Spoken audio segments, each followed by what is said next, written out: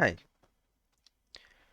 We are going to take a list of elements and fit it into a square. Now, the number of elements might not exactly be a square number, so it won't fill the square array result exactly. And in that case, we need to pad with appropriate padding. So let's, for example, start with the numbers 1, 2, 3, 4, and 5. So they can't fit into a 3 by 3. They they can fit into a 3 by 3 matrix. So that would give us 1, 2, 3 in the first row, 4, 5 in the second, and then the rest is padding. A 0 and then a whole row of zeros. They cannot fit into a square that's 2 by 2 because the 5 would be left out. Obviously, we need to base ourselves on the number of elements. Here's a function, a defen, a lambda if you want, and the argument is denoted by omega, the rightmost element of the Greek alphabet for the right argument. This is a tally mark counting how many elements there are. There are 5. And we need to find a square number that can fit here. So we can take this count of elements and take the square root of that, which is the same thing as raising it to the power of a half. So raising it to the power of a half. APL functions have long right scope, so this power takes everything on its right as its right argument.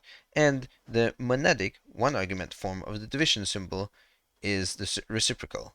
You could also say that the division symbol has 1 as its left argument default, just like minus has 0 as its left argument default. Okay, so this gives us the square root of 5. And obviously not a whole number, so we need to round up because we need the square to be at least fitting or bigger. That gives us 3. We can give this a name so that we can multiply it by itself.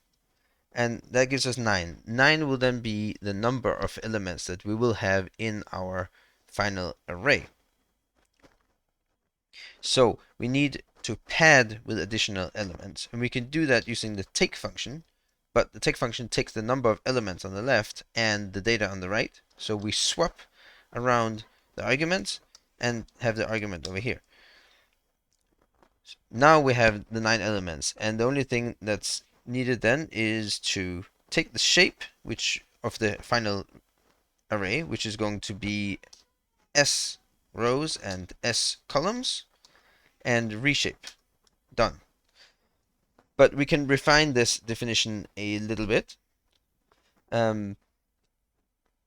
So one thing that we can do is we can see this whole expression here as being in terms of S, which is the result of the expression over on the right. So we can express this instead using a tacit function where we multiply S with itself. So this is the S that comes in as argument. So this is self-multiplication. That's the square. And we need that to take from the outer argument, which is the omega constant. So we use the same symbol here 3 different ways. First we used it to swap the arguments, and then we use it here to apply a function with the same argument on both sides, and finally we're using it as to generate a constant function from a constant. So this gives us the square number of elements, that is 9 in this case, and we take and pad on the original argument from outside. And then we just need to reshape, and we need to reshape into the shape of the concatenation with itself. So just like we had the self-multiplication, we can have the self-concatenation. And here we go. This is just a style thing, really, whether you want to express it one way or the other. But note that we have a self-multiplication and also a self-concatenation here, which means if we had S on out here, we could supply s as a left argument, and then we don't need to do this self thing.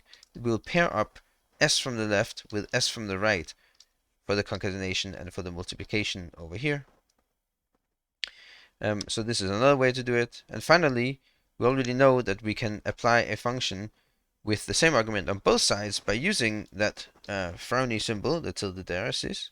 So we can use that instead of using the name s. And this is a very neat way of writing it. Thank you for watching.